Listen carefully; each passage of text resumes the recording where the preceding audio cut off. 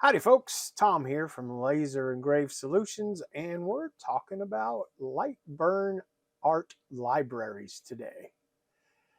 I've been watching the Facebook forums for all things laser, and a lot of people are not understanding what a LightBurn art library is and how to import it into LightBurn itself. Many people just double click on the file that they get and think that that will work. They end up getting a Windows cannot run this file, or pick a file for Windows to open this with, and even if you open it with LightBurn, it will not import it. There's a certain way of doing it, and I'm going to show you how to do that. Plus, I'm going to give you a template helper art library that you can use when you make your templates in LightBurn. So we're going to switch over to LightBurn here. All right. Now, typically the libraries, I say typically, you can put it wherever you want, but typically I put it in this down here, the quadrant down here at the bottom of the right bottom of the screen. Okay, so if you look down here at the tabs, I have a laser tab and a library tab, but this is not an art library.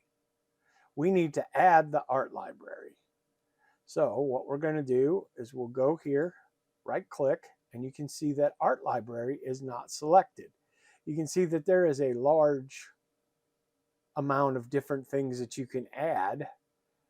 Most of them are added, and that includes the tab strip up at the top with all the little icons on it. Anyway, we're going to select Art Library, and it put it down here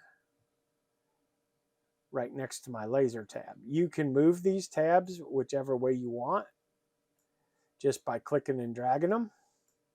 I do like the laser tab first and the art library second. So now you can see that there is nothing in our library. It is empty. And we need to add a library file. So how we do that is you click on load and then go to your thing. And I keep my files in a folder called art. And the LightBurn art files are extension lbart. So I'll show you also how you can create your own and import your own art into the libraries. But here's the template helper file that you can download from me. This is a file that I created. So we're going to select that and then go over here and click open. And now you can see that the template helper is in here. And inside the template helper is, you can see it opens up, when you hover over it, it opens up a preview of what that is. But I've included a 15mm box, a 30mm box, and a bullseye. Now, the boxes I use for setting the bullseye up where I want it. So we'll go over here. We'll make I'm going to make this a 300 by 300 file, square. Okay. So now that represents roughly a 12-inch by 12-inch piece of wood. So I'm going to turn that into a toolpath, and I'm going to come down here and click toolpath. Now I'm going to go ahead and click that again. Make sure I'm going to go up here, click that, which is your select tool. Now it's selected, as you can see, and I'm going to go over here to this little crosshair, and I'm going to move to page center. I always do that. That gives me an X position of 200 and a Y position of 207.5. And that's where I have my magnets set up on my honeycomb. so that it's right where I need it. So say we're going to make a template. So what I'll do is I'll take this 30 millimeter box and you just click it, double click it, and then you can bring it up here. Now I'm going to zoom in on that because I want to get that exactly in the corner to where it looks like it's not even there. Okay, so I've got my square. That's the 30 millimeter box. You can also use a 15 if you're making a smaller template. But now I'm going to double click the bullseye and I'm going to drag the bullseye up until you get a different cursor. Okay, so you got a cursor here. As soon as you get it right where it's supposed to be, and it'll look like that. So now we can go over here.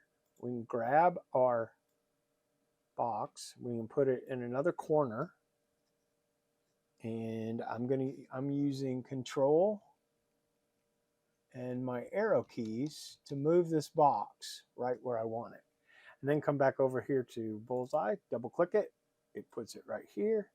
And now I can put it right there. So now I've got the box there. And then I can drag it down to the bottom. Now you could do all four corners at once. Just hit Control D and that will duplicate it. And then you can drag the other box over. And then I'm going to use the Control again for fine movements and get it just into the corner. And then I'm going to double click the bullseye and put it right there. And now I don't need that anymore, so I can delete it. Now we'll go over here to the other side, select it,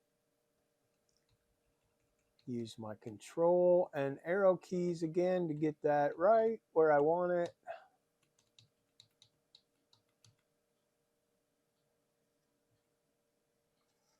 And again, double click the bullseye, put it where I want it, and now I can delete that again. So now that gives me a 300 millimeter square board, 12 by 12, with a bullseye 30 millimeters in from each side.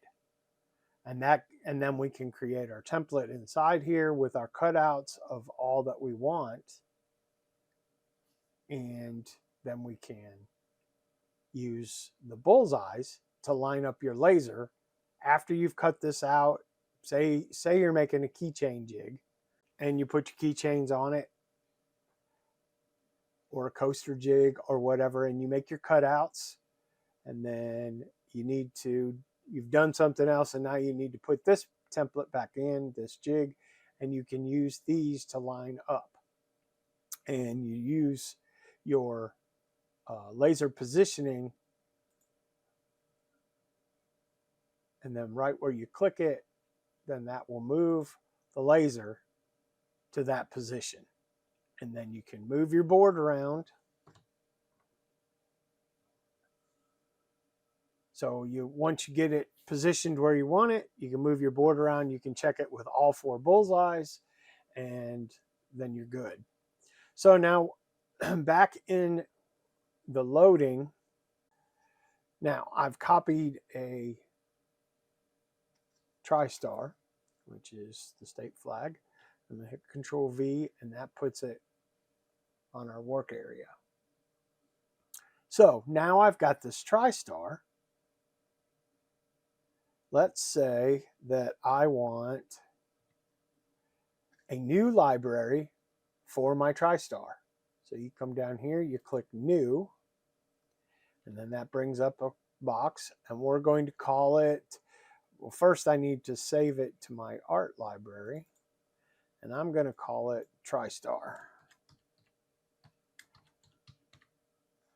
and save that. So now I've got template helpers and TriStar. Okay, but I don't have anything in TriStar. I want to get this in there. So what you can do is when you've got your art selected, this button down here, import graphic from project. Once you do that, it gives you this box here, and I'll call that TriStar, and it's 83 millimeters. So I'm going to go 83 mm because what I'm going to keep in here is different sizes. So now you can see that it's added that TriStar into my library.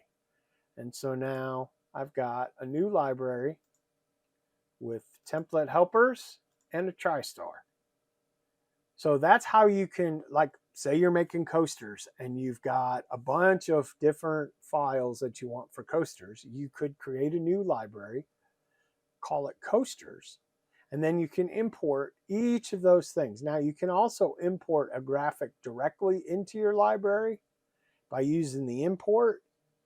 And so what it'll do is you can import any of these types of files. So any kind of graphic file, and you can import directly. All right, so I want to import this distressed flag into my TriStar thing. So now I click open, and now it's put the flag in. And to use it, I just double click it. Now, because it's an image that I imported and not a trace, you right click it, trace image, make sure everything is selected, click OK. And now I've got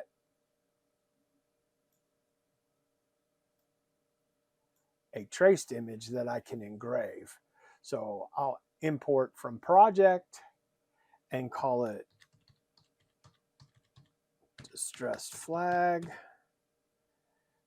And it is 104 millimeters high. So we'll put that in there because maybe I want to have more than one flag. Okay. And then I can delete this one just by clicking the delete button. And yes, I want to remove that. So now I've removed that from the library, and I just have my traced image, which I can use to engrave on military style ID tags. I can engrave it on wood. I can do whatever I want with it. So that's how you use and utilize the art libraries. Remember that you can right click your header across here and select art library. So it doesn't show up there. Now it shows up. And there it is. To move your tabs, you can just drag the tab wherever you want. Say you want to move it somewhere else. Say you want it up here on top. Just grab hold of the title bar and move it. Now when it turns blue up at the top, I move it. Now it is up here instead of down here. Again, same thing. You got your cuts and layers. You got your move. You can put this tab wherever you want. You can move it over here if you want your art library to be over here on the side. I think anything over here on the left side kind of minimizes your space for your work area, so I don't like it there. Again, I like it down here, so I'll put it there. I want laser first, art library second, and library third.